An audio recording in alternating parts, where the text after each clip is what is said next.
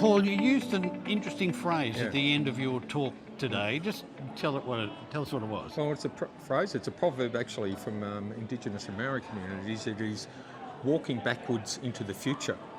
And the reason why I use that phrase is that there's the roots of the Salvation Army and other actually community sector agencies have been born out of responding to need that they see visually and walk past, and let's do some action. And I think it's important that in modern welfare, where it's a government community sector relationship, that we don't forget that in fact the community sector and charitable organisations are motivated by disadvantage and inequality. And most of those are still got their feet in the streets if they care to have them there. Yes, most of those are still there. Operating. The Australian, we're very lucky here in Australia that the actual social welfare sector is made up of such large agencies and diverse agencies, but still very much on the front line of human need. The other thing that it reminded me of was a statement that Andrew Leigh, the Minister, said earlier this morning, where he said that, speaking about a book called The Uplift, that community engagement has peaked in the 1960s and then tailed off, and we're now getting a dissociation. There's a sense in which we're back where we were in the 1880s for many of our community organisations. Well, I think community sector agencies are better over the decades for their ability to respond and efficiency and response and sort of ensuring that the client and the response is good. However, the problems, despite our wealth as a country, the problems that we were seeing back in the 1880s are still very real now. Homelessness, drug and alcohol, family violence, a number of things. I don't think the issues have gone away. The role for the community sector is even more important now, and that we don't want to be lapsed into sort of a sense of not comfort, but a sense of we're just delivering services in this government community sector construct.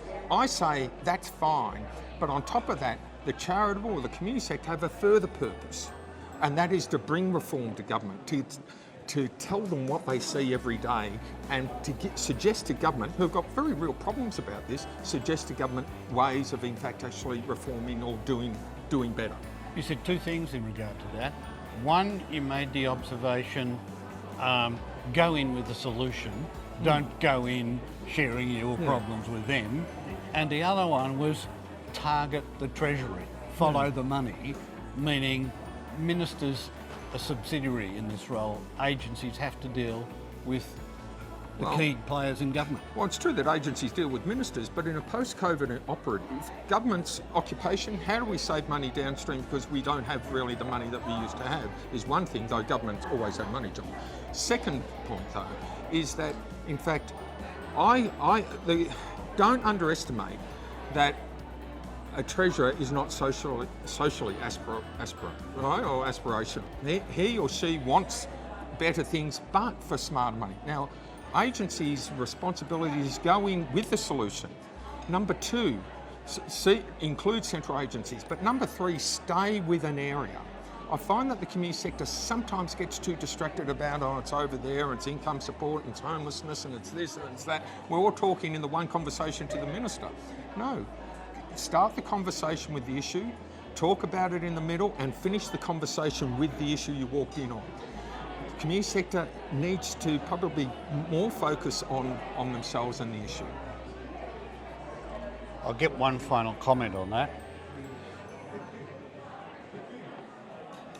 In the present crisis, and you might want to elaborate on this, in the present crisis, we're not seeing something that's going to improve very quickly. You've got things like climate change, the refugee crisis, our own sort of inflation rates, interlinked economies. How do you see the future of social agencies such as Anglicare, the Salvos, Catholic welfare? Well, we've still got a journey to travel because those issues, social disadvantage and problems and inequality still exist. And hand on heart, I have to say that the systems I work within are not, in fact, actually, have got a way to go to improve. But that's our role in the sector. That's our role in the charitable agency. We're social commentators. We are social influencers. And if I could say, we are social changers. We have to bring these issues to government to say, let's go the next step here. And that's part of our role, not to be the leading or the best or the largest, but in fact actually to be a social influencer in relation to the system, the social system that we work within.